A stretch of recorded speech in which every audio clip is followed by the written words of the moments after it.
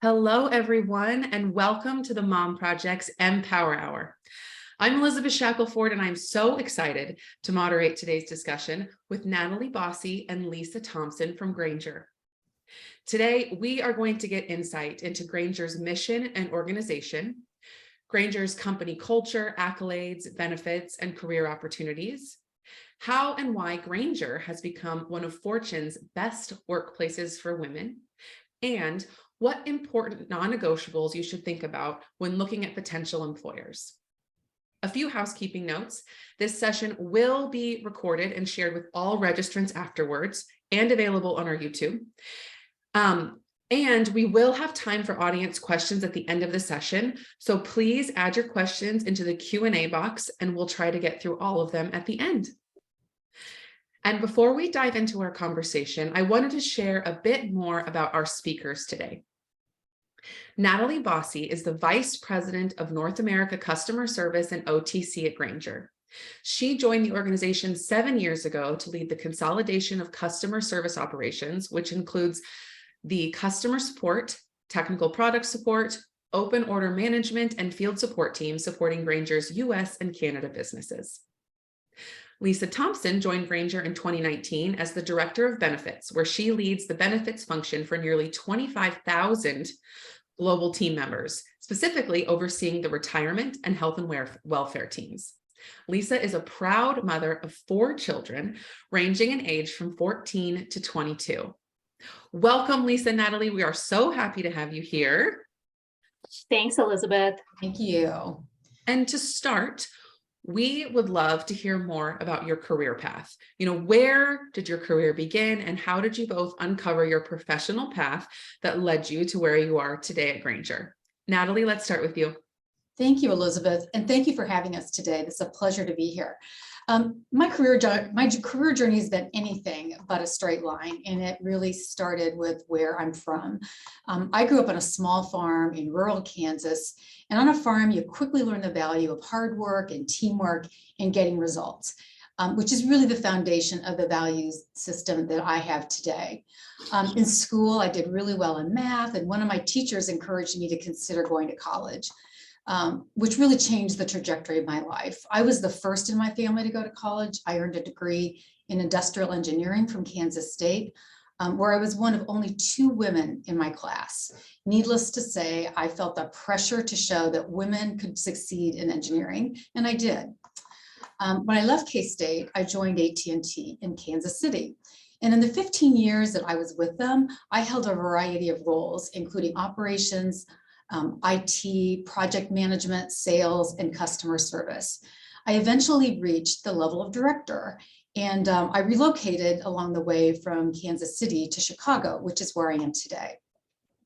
I learned a lot over that time, which frames how I approach work and my career to this day. First, I learned how to manage as a woman in a largely male organization. I always felt that I had to prove myself to earn my place at the table, and that I wanted very much to help other women earn theirs. The second thing I learned was just the fundamentals of how businesses run end to end, because I worked in virtually every part of the business, and I learned important things about myself. I learned that my passion is customers, it's leading and developing teams, and having an impact on whatever business I'm a part of. I also learned that I had the most fun when I was learning. Sometimes I describe it as I have to be a little bit scared to be having fun.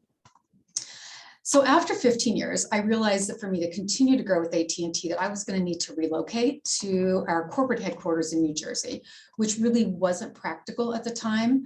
And so that really presented a pivot point in my career for me, as I really had to decide whether to compromise doing work I loved in favor of continuing with a comfortable career where I could be successful and eventually enjoy, I was sure, a secure retirement. So I did some soul searching, and I took a risk. I left AT&T and I joined Ameritech as a director in their customer service organization. I was actually eventually promoted to lead that organization as a VP, so it paid off. And later I held a VP position in product management. What I learned in that experience was how very important corporate culture was to me. I was really excited to go to work every day. I love the company's emphasis on customers, on employees, and there was this constant focus on how we could improve every aspect of what we did, which just really clicked for me. Unfortunately, one Sunday evening, I was watching the news and I learned that our company had been acquired by SBC. And so it was surprising. I stayed with SBC actually, because I loved the work I was doing for about a year after the acquisition, but that culture thing came back and it just wasn't a good cultural fit for me. So at that point, I'd been in the telecommunications industry for almost 20 years. I felt like I was at this crossroads and I just wanted to do something new.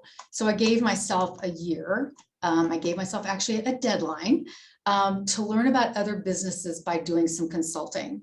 So after a year of working with lots of different kinds of customers, I joined a telecom equipment company. And there I led an organization responsible for installation and tech support and customer service. I got to turn the performance around.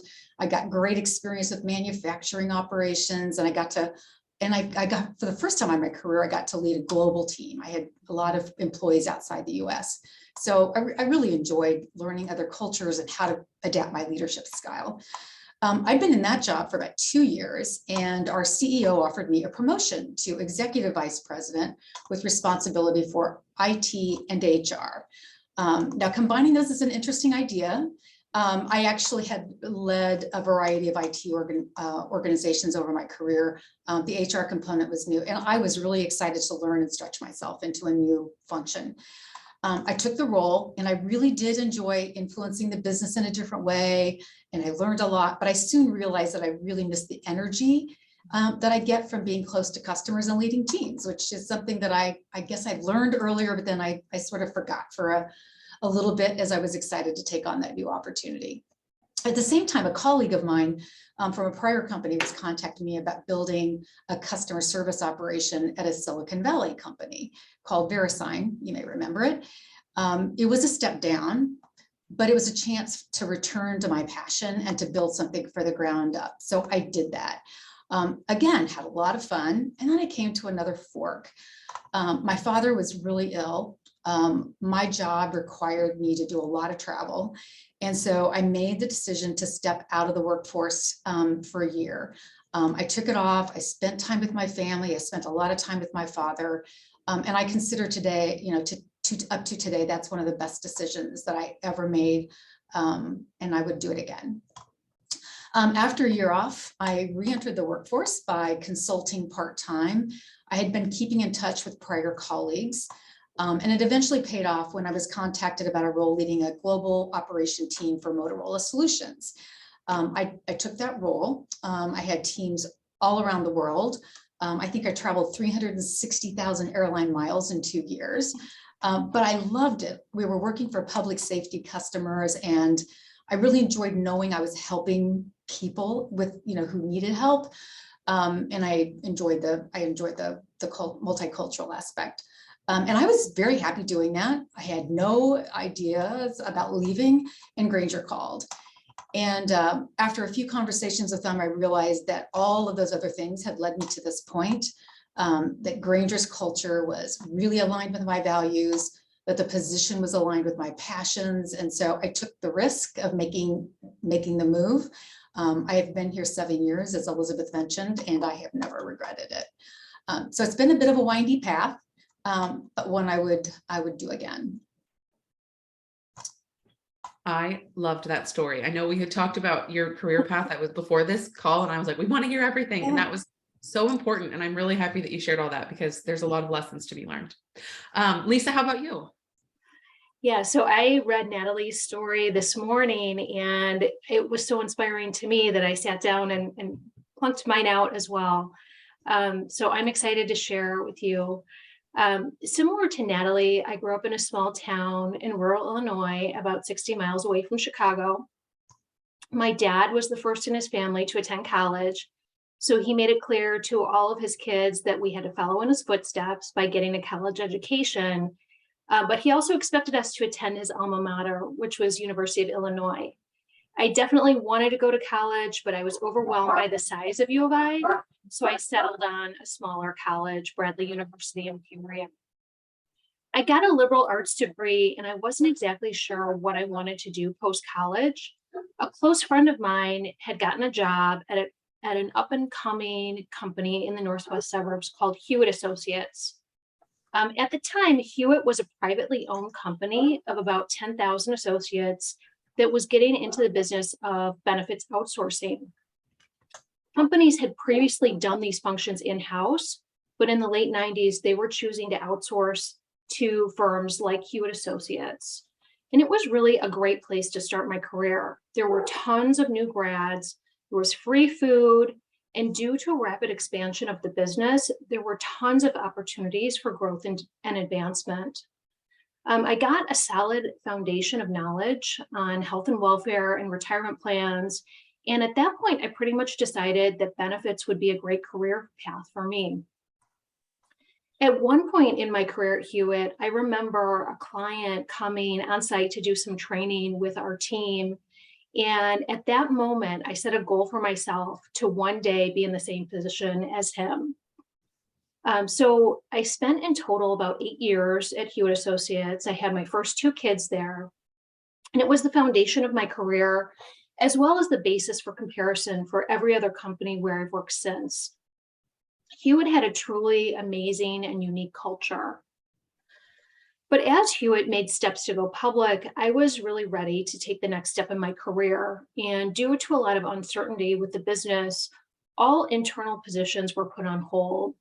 So I made the decision to branch out and leave Hewitt. At that point, I moved from benefits administration and consulting to take a role at a life and disability carrier. So it was really the same sort of industry, but a different sector. And what was exciting to me about my time at MetLife was the ability to learn about servicing very large customers and how to support them while also maintaining profitability. What was surprising to me after being in the fast-paced nature of a growing company was moving to an insurance company that moved at what I felt was a snail's pace. After a few years at MetLife, my position was impacted by downsizing, and that was a true inflection period for me.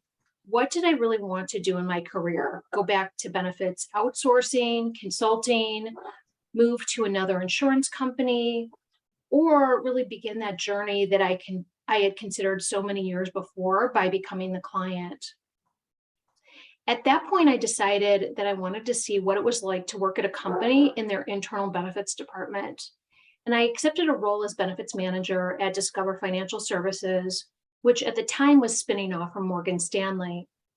It was an amazing time to join a company that was reviewing every single benefit program to determine if they wanted to offer the same things that Morgan Stanley offered or go in a different direction for the new demographic at Discover.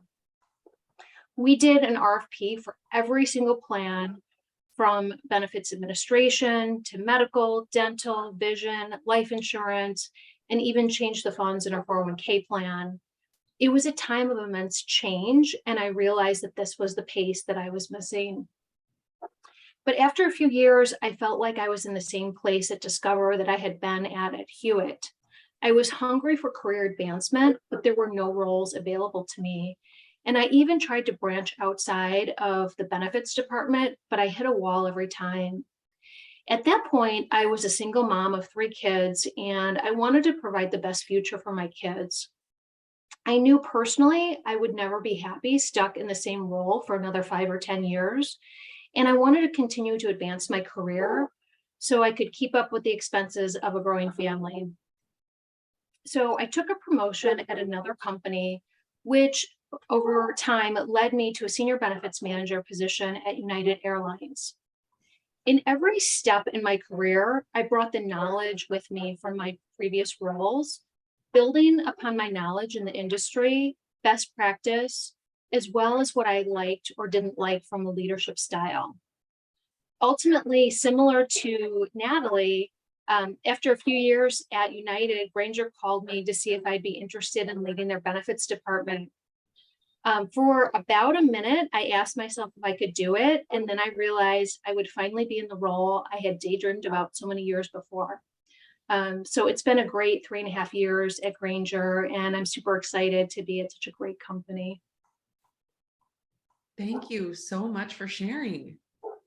And I'm like hearing all of that and everywhere you've worked, I'm like, can't wait to dive into all these benefit questions. Sure. And Nadalie, for those in the audience that aren't aware of Grainger, can you tell us more about the organization? Sure. It's a $13 billion company that distributes products that companies need to maintain their facilities. So think about things like motors and tools and pumps, and also products that help customers keep their people safe, like gloves and masks. Our mission is to keep the world working. And we do that both through the products that we sell, and we also offer a variety of services, one of which is the technical support that's provided out of my organization. In the US, we sell our products online at Grainger.com, and we also have a business called Zoro.com and through a field sales force. And our operations are primarily in North America, Japan, and the United Kingdom. We have over 24,000 employees. I lead, as Elizabeth mentioned, our North America customer services team, which includes a little over 2,200 team members. And we handle 80,000 customer requests every single day via phone, email, and chat. And it ranges from helping customers find the product they need to keep their facilities running, to all the normal post-order things that happen to all of us when we buy things, like order status and returns. So my teams are based in Lake Forest, Illinois, Phoenix, Janesville, Wisconsin, and Waterloo, Iowa, and I have locations in Canada too. Great. Okay, that's very helpful as that general overview. And okay, Lisa, let's talk about Grainger's how they were recognized as one of Fortune's best workplaces for women. Sure. Can you tell us more about that and how they were nominated and why? Sure. In September, Grainger was named by Great Place to Work in Fortune magazine as one of the 2022 best workplaces for women. To determine this, Fortune partners with Great Place to Work using their methodology to evaluate thousands of organizations across the US. And they had nearly 1.2 million responses this year. The Fortune Best Workplaces for Women list is extremely competitive because it's the only company culture award in America that selects winners based on how fairly women say they're treated at their workplace. That means that the list is based on direct feedback from our female workforce. And we'll dive into this in more detail, but just to sort of start the conversation, Grainger US team members receive competitive and flexible benefits covering team members' emotional, financial, physical, and social well-being. So we offer an automatic 6% 401k contribution. We recently enhanced our parental leave. We have a reimagined employee assistance program, tuition reimbursement, and other programs that I'll dive into on financial and emotional well-being. We also do an annual review of team member compensation in the US to ensure we maintain consistent pay equity practices. That's amazing. And how does the culture at Grainger ensure that moms feel comfortable and seen in the workplace? We have a very strong representation of women in our organization. Company-wide, almost 40% of our workforce is women, and women hold 34% of our leadership positions. So we're really proud of that. They're represented well at every level up through our senior executive C-suite, and even our board of directors is comprised of 33% women. Women are especially well represented in my team. They make up 68% of our organization and 62% of our leaders. So we pay a lot of attention to making our organization and our company a great place to work. Lisa mentioned our focus on ensuring that we have family-friendly benefits. Within my team, we've implemented schedule options especially over the past year, that provide more flexibility to help moms and dads.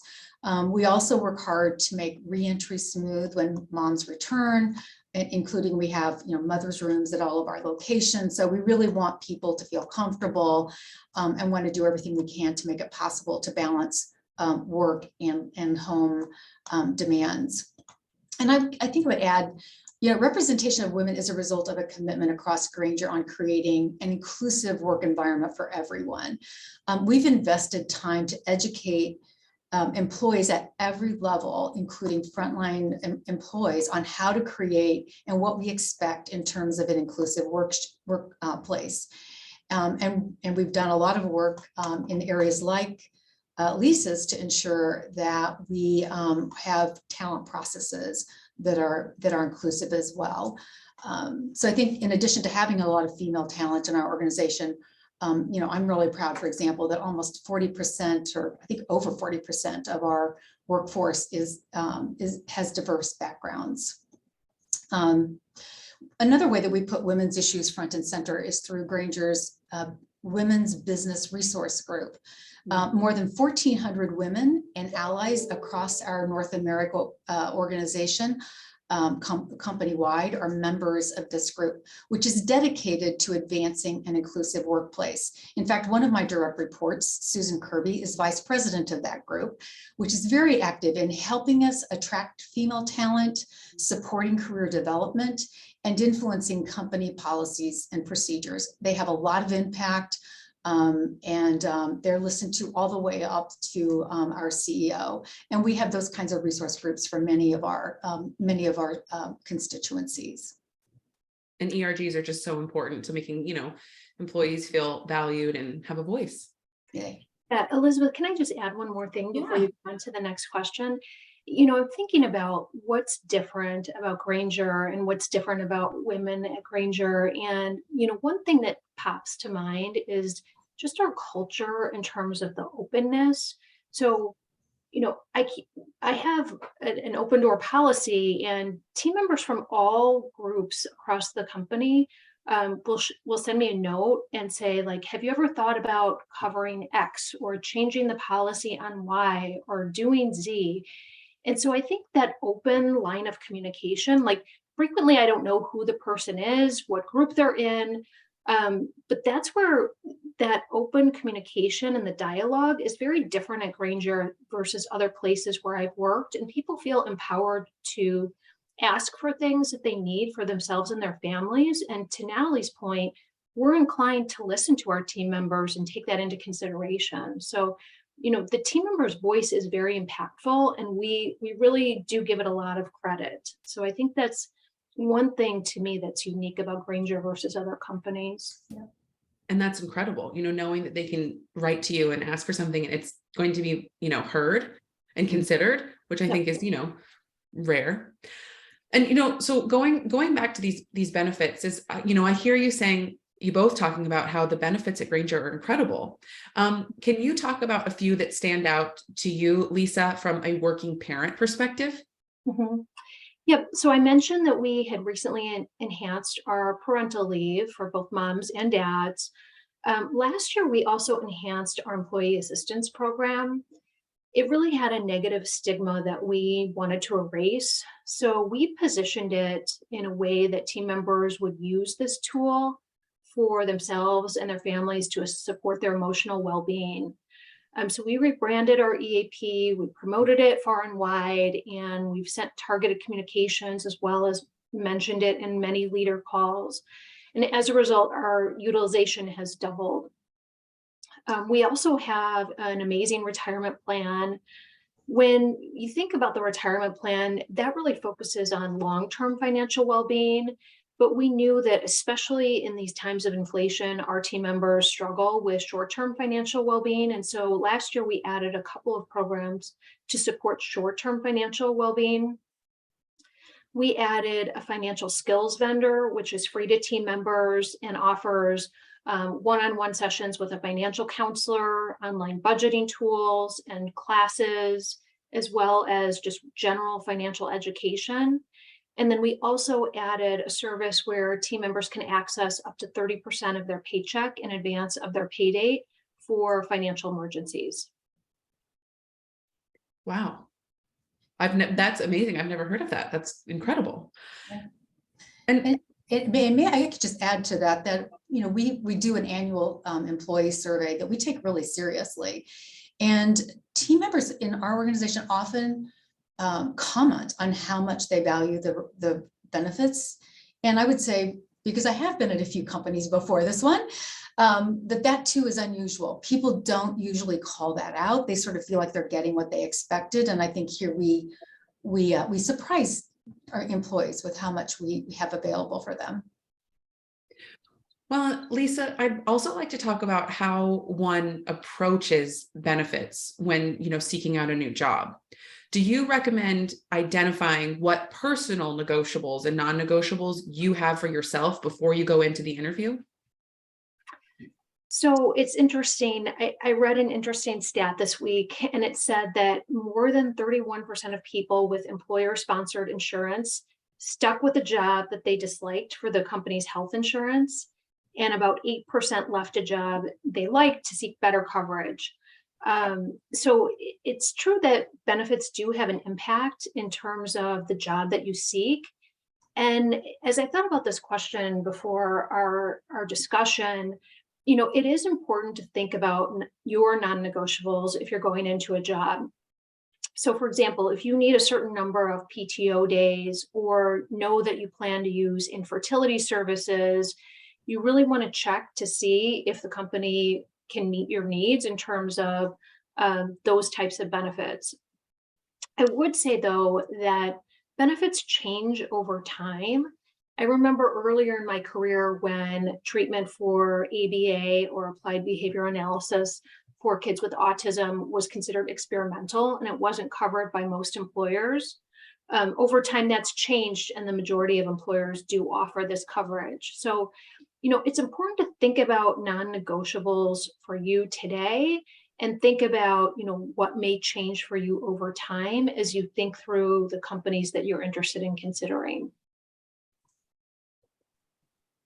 And then what questions should you ask, or if you have any tips or tricks, to make sure that you are negotiating the benefits and salary offered to fit your needs? I always advise people to be forthright about what they need. I do, however, encourage people to start by first determining whether an opportunity in a company is a good fit for them and that you are for the employer. I think that's a great foundation. Once you've established that, it's really clear you're committed to joining an organization where you want to contribute and build a career long term, because it's a two-way street in terms of coming to the realization that it's the right match.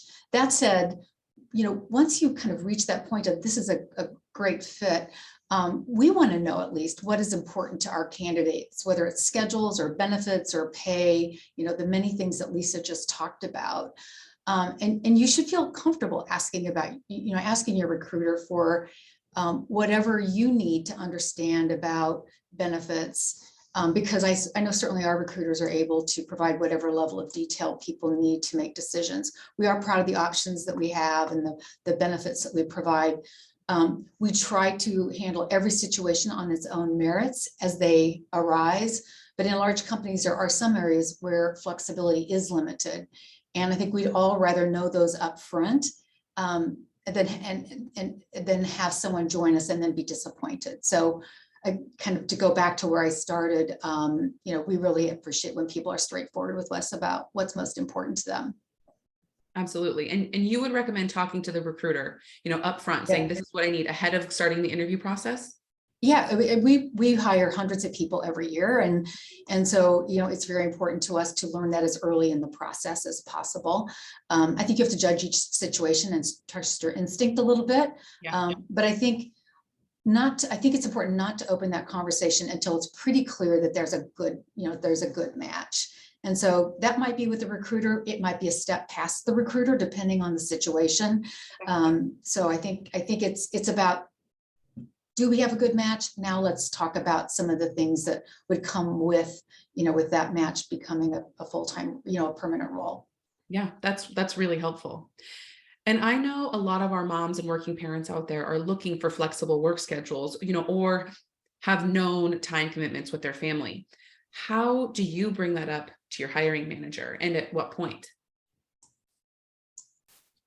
I think it's really consistent with what I just said. Is Yeah. once you've identified this is a great match for me, it's something I enjoy doing. I would look forward to coming to work to do this, and the company is the kind of culture that I want to work with. Then I think it's appropriate to bring it up in the discussion at that point.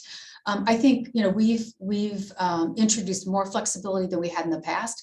And we are constant. This goes back to the point that Lisa just made. We are constantly evaluating and looking for new ways to adapt to meet the needs of our team members. And so even if we don't offer something today, if we think it's something we might consider, then certainly that's something that we would pursue in the future. But people should bring it up. And we're going to tell people if there's a way that we can meet that need or not. Can you talk a bit about the flexible or hybrid schedules at Grainger?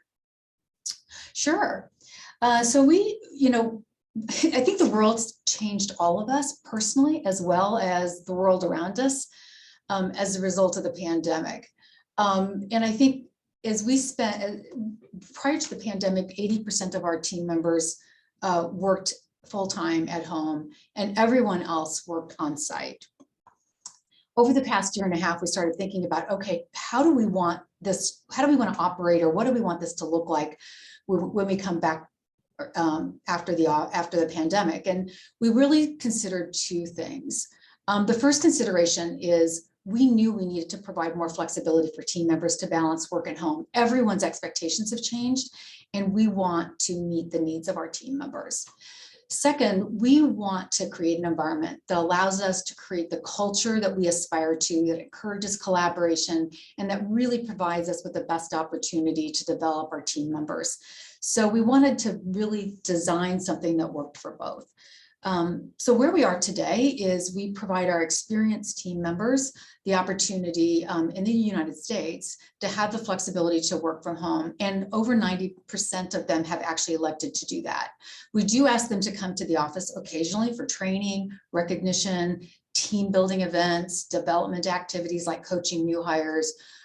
It's all about building on that culture and collaboration. Our new hires start in a hybrid arrangement. It's 3 days in the office, 2 days work from home. And they continue in that hybrid arrangement for about 6 months. And during that time, they get training, which lasts for about 2 months. And then they go through gaining proficiency so that they're really able to fully operate on their own. That time on the site really helps us accelerate learning. But it also helps everyone kind of gain an understanding and integrate into the culture that we have here. And lastly, all of our leaders operate in a hybrid environment. This is a fast-paced company, and the collaboration across our leaders is really important for us to move quickly and with quality, and to be able to respond in a timely basis to the things that are coming up from our team members and our customers. So certainly all of that comes along with the flexibility in schedules. And we've adapted how we operate in a lot of ways. We thought we had a really good idea to manage remote workers in the past because we had 20% of our workforce at home. We didn't know so much. Today, kind of first and foremost, we create time for our team members to connect every single day through team meetings that we call huddles. And that's our chance for them to talk to each other, exchange ideas, give us feedback. They have chat rooms where they're connecting throughout the day to check in with each other, to get quick answers. We've always been really committed in this company to communications. Our corporate team does a great job of keeping people informed. Inside our organization, we send out videos and email and social media posts. And we get a lot of great feedback that people feel as informed, if not more informed, that they did before. So we feel like that's been a really big part of maintaining engagement of our team members. That's great. And I know flexibility is a big one. But from, both of your perspectives, what do you think are the most important non-negotiables that someone should think about to consider when looking at a new potential employer? Yeah, so I'll start this one. I would encourage anyone looking at a new employer to sit down and consider what you value most and focus on your top 3 must-haves. As I was thinking about this, number one is, what is the culture you're looking for? So it's important to understand what the day-to-day culture is like in terms of how it operates. Look into what the company values and make sure it aligns with you personally, what you personally value as well. Natalie mentioned that Grainger is very fast-paced, and I think that's one thing that I realized throughout my career.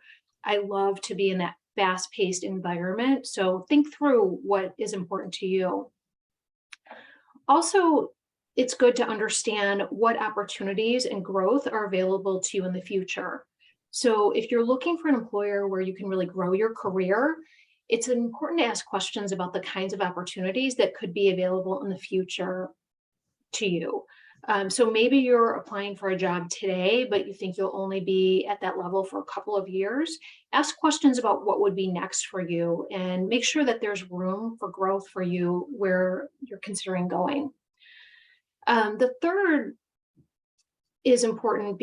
The third item that I was thinking about is investing in your personal development. So at Grainger, we expect that every team member has personal development goals that they create and pursue with their managers that are aligned with goals in their current role or help prepare them for future roles. So in my opinion, it's important to work for a company that has programs like this and processes to make sure that you're hitting your developmental goals and reaching a fulfilling career.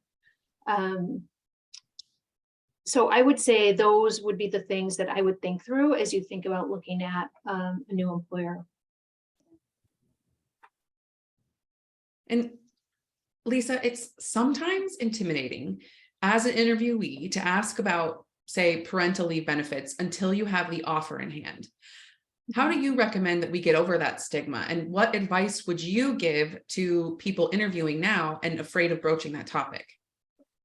Yeah, so at Grainger a few years ago, we created a website called GraingerTotalRewards.com, and it's publicly available to candidates to look at. And I think this has become more common over the last couple of years. If you do a quick Google search, you may be able to find information on your company's benefits, as you're going through the interview process.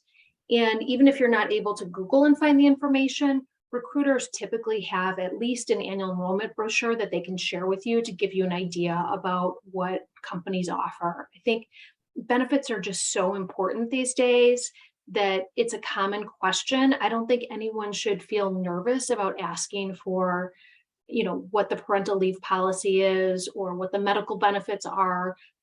Recruiters understand that those kinds of decisions are really important to candidates. So I think it's good to just search, and if you can't find it, ask. That's great advice. And just letting us know that it's normal and it's part of the overall comp package, and that's a normal question that people ask. Yes. And before we jump into our Q&A, Natalie and Lisa, do you have any additional advice or parting thoughts for our audience joining us today? I think I might just build on some of the comments that Lisa actually just made. It's know yourself and be true to yourself. The question, for example, around non-negotiables is tricky because what's non-negotiable to one person may not be for other. And, sometimes I joke about, was I a slow learner? Because it's sort of like, I knew what made me happy in terms of passions, and I knew them, but then sometimes I would make a decision to compromise those and then I would regret it and back up. So maybe I learned the hard way, but I would say be true to yourself, understand what's important to you. And that is what will give you energy. That's what will, make it fun to come to work every day. And I think that's sort of the test. Like, do I look forward to being there? And am I excited about what I'm contributing and who I'm working with? And so, be true to yourself. You can probably tell that I really find that with Grainger. And that's what I would hope for people, is that they find themselves in a place that feels comfortable for them. I love that. I wrote that down. Know yourself and be true to yourself, because even I think we have to learn that the hard way sometimes, but ultimately, even if you learn the hard way, now you know what direction you want to go in. Well, I know that the chat has been blowing up, so we will dive into some Q&A questions. And the first one is, how do you keep your confidence up during the job search process after your last company was not supportive of the growth of your family?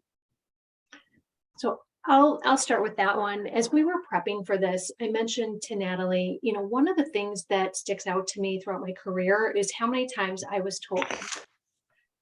So I heard many times like, you won't advance here, or there's not another role for you here. And, there's sort of two ways to deal with that. One is to listen to it and believe it.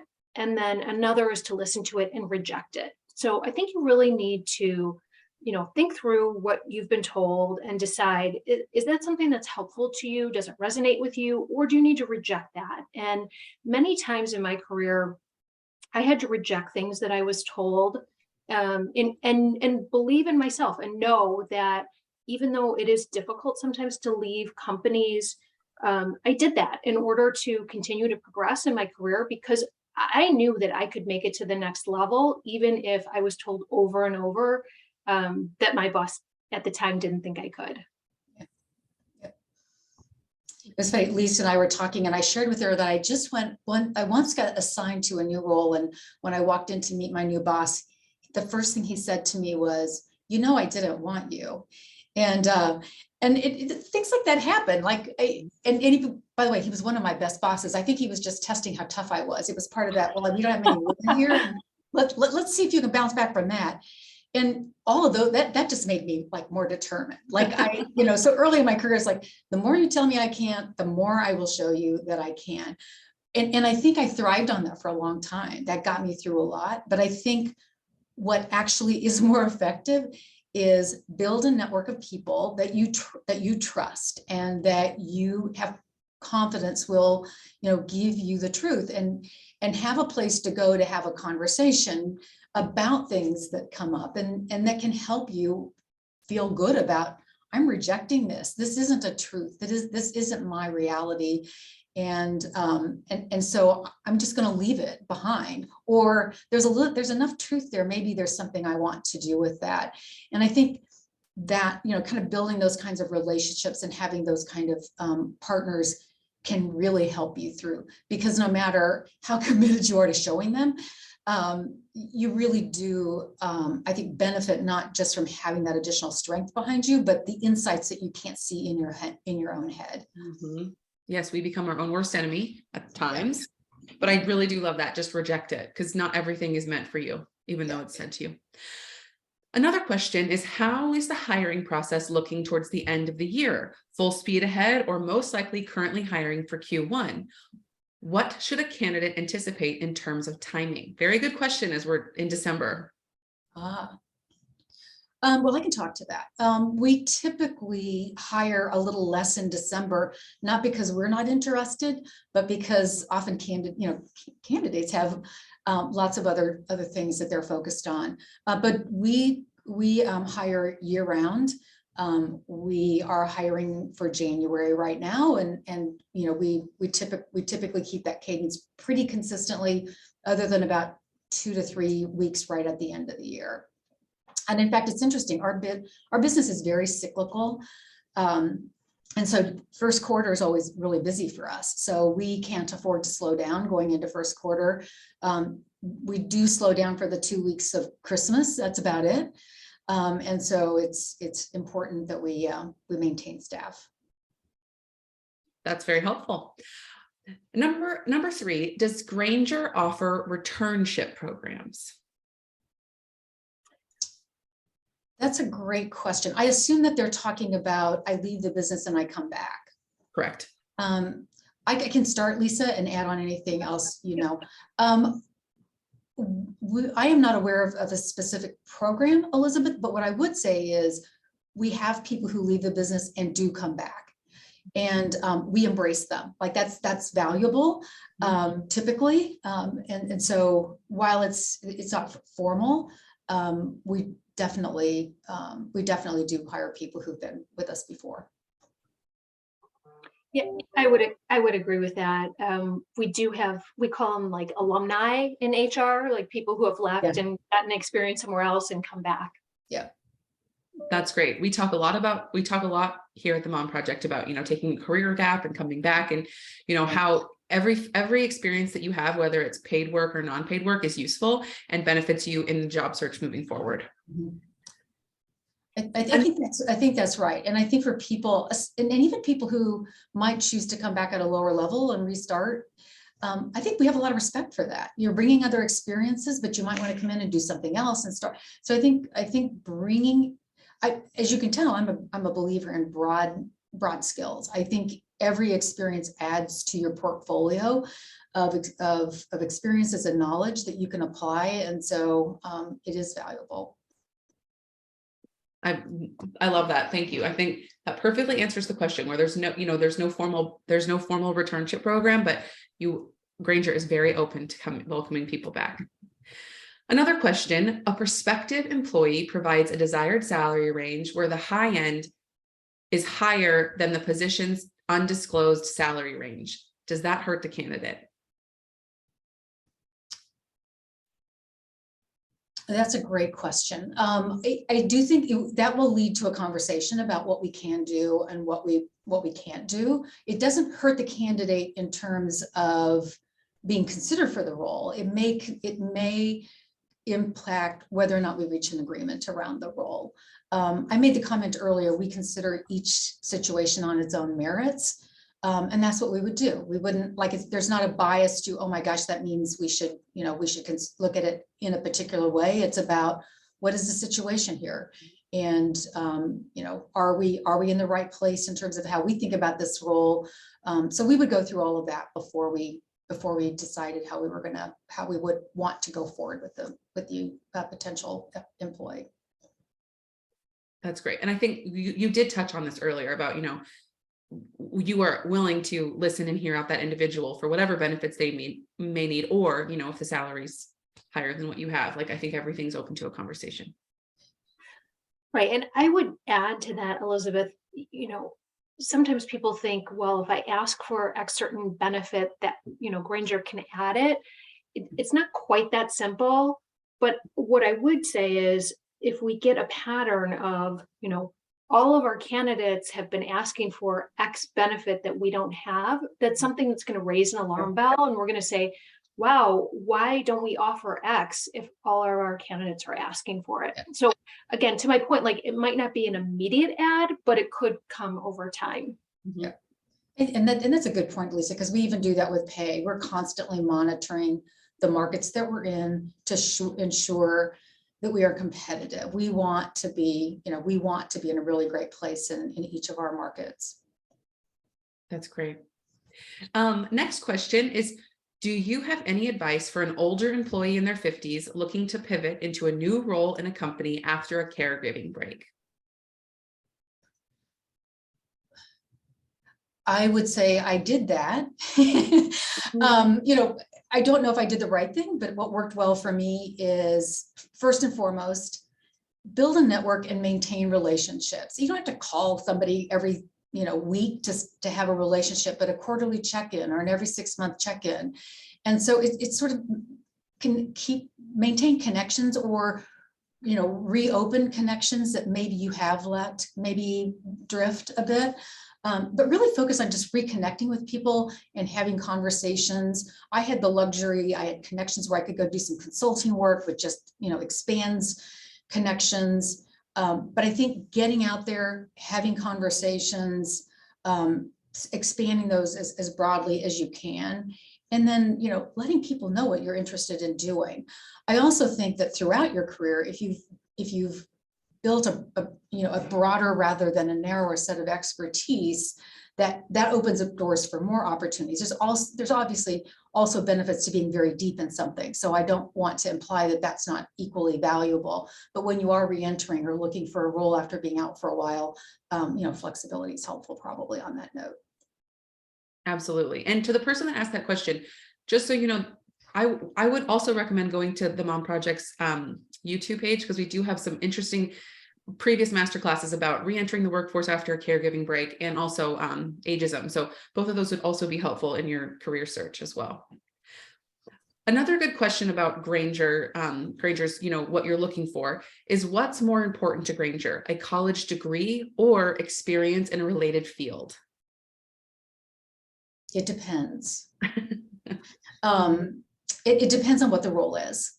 I think in most employers, I think we, like everyone, are thinking more and more flexibly about, kind of the degree. But in some fields it is very important, and in others, I think you can probably get relevant experience in other ways that wasn't possible in the past. So I really do think it's an it depends answer.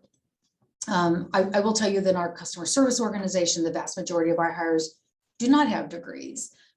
Some go back and get degrees. I think, as you advance in your career, it gets to be more and more valuable.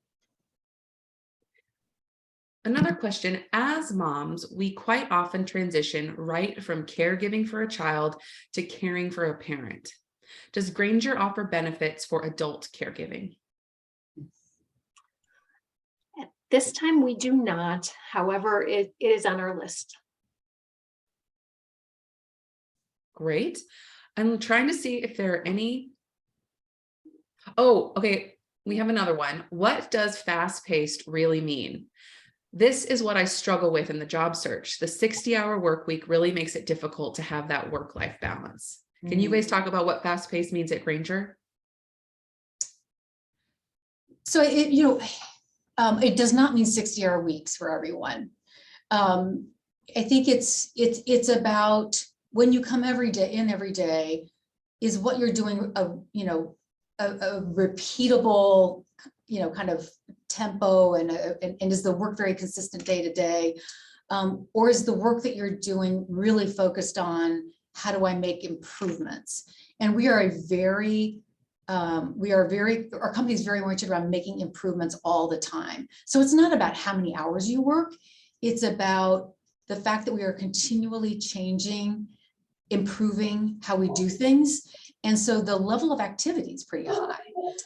So there's rarely a week that goes by, for example, that we aren't introducing some either minor or major process change to our frontline customer service people. Some of them are pretty small, but some of them are pretty big. But I think, in my prior companies, you might go a quarter before you have something that's actually interesting enough to talk about. And I'd say here, that happens really often. So when I say fast-paced, it's about how much is going on in the organization that isn't managing the status quo, and that's a lot. It's not about hours. I would say we also tend to try to move things through quickly. We try not to deliberate on things for a very long time before we take action. We want to give things the appropriate level of evaluation. I don't want to leave the impression that we're not very thoughtful about things. We are, but we do try to maintain a tempo in getting things done.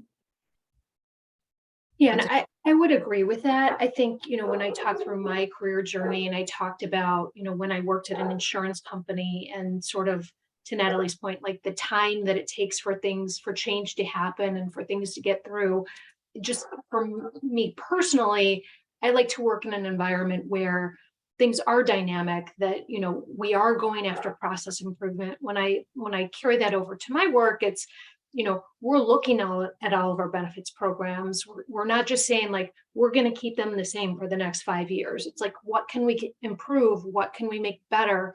What are team members asking for? So not necessarily 60 hours a week, but it's not just coming in every day and doing the same thing. It's that quest for dynamic work, I think, is how I would explain Grainger. Early in my career, I realized that there are kind of two types of leadership. There's leaders who love making things better, and leaders who love to manage the status quo really, really well. And there's a place for both. But we're definitely in that former camp. We're always looking to be better. We're always looking to be better. And that's how we've maintained leadership in our industry, is by doing that. I love that. And I also really like the dynamic, talking about how dynamic a place is, not fast paced.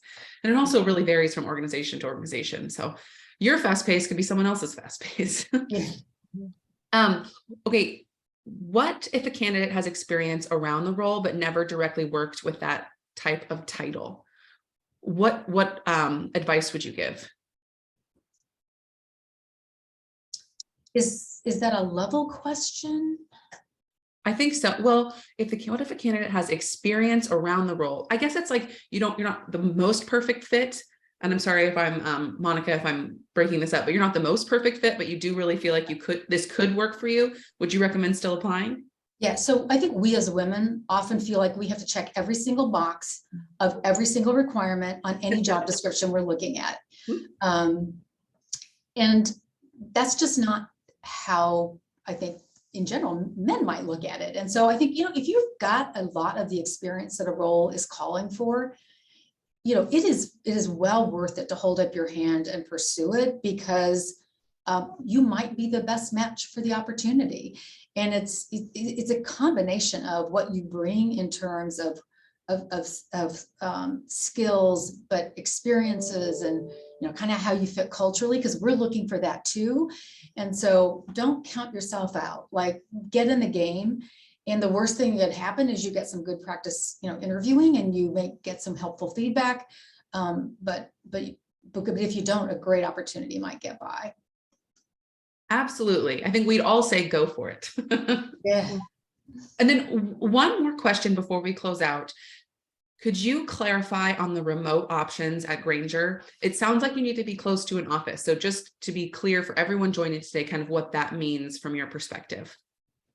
It depends on the department. So I want to be really clear. What I described is how we manage things in my organization. And so, yes, we do ask people to be within a reasonable distance of the office so that they can come in when we need them to. The other reason, by the way, that they need to be able to come in is our entire world revolves around technology. And so if your technology is broken, you need to be able to get to the office to get support in that area. There are other parts of Grainger. Even in my organization, we do have some select roles that can be anywhere in the US. And there are other parts of Grainger that have, remote options as well. So, we tend to operate things in each organization based on what that organization needs. So we've made careful decisions that are appropriate for what we need to do. Other organizations have made different decisions, but I can tell you that, there's a very, there's a lot of remote work that's happening in our organization today. That's great. Thank you for clarifying. And that was our last question, but thank you, Lisa and Nadalie, for sharing your wisdom with us today. I think that I took a lot away from, about benefits and how you can take those into your interviewing opportunity. And I hope everyone here learns something that they can take with them in their career journey today and beyond. Lisa and Nadalie, thank you so much. Thank you. Thank you for having us, Elizabeth. And I wish all the best for the people on the call. Thank you, everyone. We will see you at the next one. Bye. Thanks.